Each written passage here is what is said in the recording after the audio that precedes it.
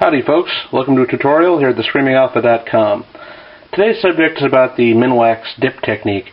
You've probably seen it around the forums. Variation's been around for a while.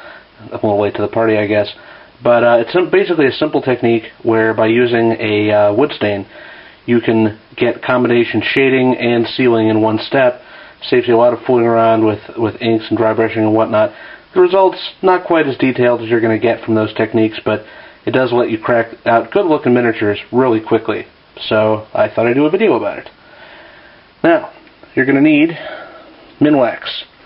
Polyshade. Very important not to get it confused with some of the others, because this has both pigment and sealer in the can. And it's pre-mixed. You don't need to dilute it with anything. The shade I like to use is Tudor Satin, which is sort of a blackish, gives a blackish sort of shade finish. There's all sorts of walnut and all kinds of other shades. You can experiment if you want different effects. You can regulate how dark this stain you get by how much you shake the can up. I've already done that to spare you 60 seconds solid of shuka shuka shuka shuka shuka shuka. I usually like mine pretty dark, so I shake it for a while and really combine stuff as well as I can. You're going to need some cheap brushes, because this stuff is incredibly hard to get out of your brushes. I got a multi-pack of these from a craft store chain called Michael's, which I think I paid $2 for a couple of dozen of them. You're going to want to do that because it's incredibly hard to get this stuff out of your brushes. You don't want to be using your Winsor Newtons for this kind of job. And of course, you'll need a miniature. Our guest star today is an Awakened from Reaper's line of Warlord figures for their Warlord war game. I don't play the game, but I like the miniatures and I like undead guys, so he's who I had on. I had these guys on hand. All right, the process is to start off with. You want to paint them. It's pretty simple. I just hit him with an all-over coat of Vallejo Off-White, and then picked out his skin and his eyes, just a couple of places. That's all that's really showing under the bandages. You can just block out the colors. You don't need to spend a lot of time, shading and highlighting and all that kind of jazz, because the dip's pretty much going to take care of that for you. All right, now we'll just crack open the can. You can see it looks pretty gnarly in there, but don't spill this stuff. It stains like a son of a gun. Try to get it a little bit on your fingers as possible. That's why you're using the cheap brushes. And the newspaper, very important. Again, you don't want to have spots on the dining room table. Actually, strike that. Don't do this on the dining room table. You want to do it on your workbench or your garage, someplace expendable, just in case. Now, excuse me, I'm having to look through the camera viewfinder. There we go. Now,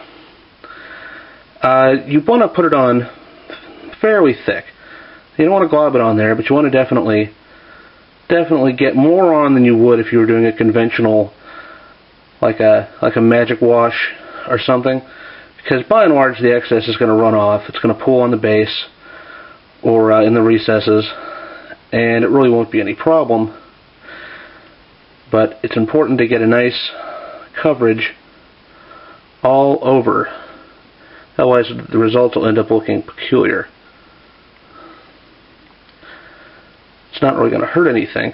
See, this is why I like, instead of, classically it's called the dip, because I think it was originally you're supposed to dip the whole thing in the whole miniature in the can, and then sort of shake off the excess. That just seems crazy to me. I've never done it that way. I've always used the brush. You get a lot more control. I just like it a lot better. Okay, I've gone a little bit too heavy here because I've been talking, not paying attention to what I was doing. But you can just use your brush, spread that around a little bit, basically wipe the excess off. Yeah, see, you don't want it to pool like that. That's no good. That's going to get some weird results. Now, you've got to let this dry for a long time. I like to do it overnight, at least 24 hours. Because if this stuff takes a long time to dry, and if you don't let it get completely dry before you try to top coat it or anything, then you're going to get an effect I call alligatoring, which is where it wrinkles up and gets a weird sort of skin on it, and it really looks like crap. You don't want that.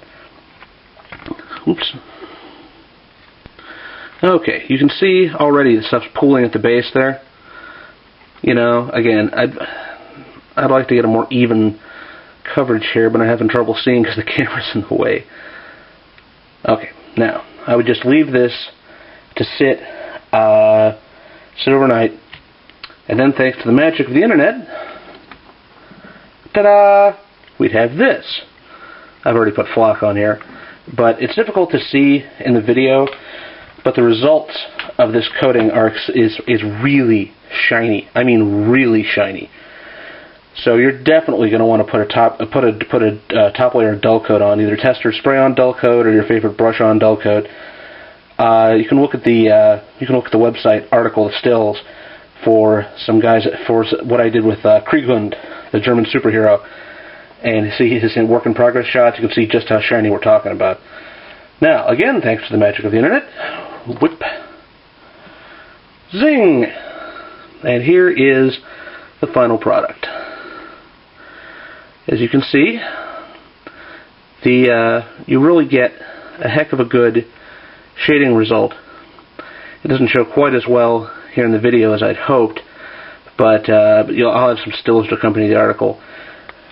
You know, and basically what we're talking about here is, I don't know, 15 or 20 minutes painting, 5 or 10, if that, putting the dip on, and then you let it dry and spray the top coat on, and you're done. I mean, you're going to want to do better for your presentation level guys. I mean, sure, but for your grunts and for your just tabletop quality guys, you can crank out a lot of good quality guys real quick using this technique. I like it a lot, and I highly recommend it. That's all for us this time. Thanks for joining us, and hope to see you again here at ScreamingAlpha.com.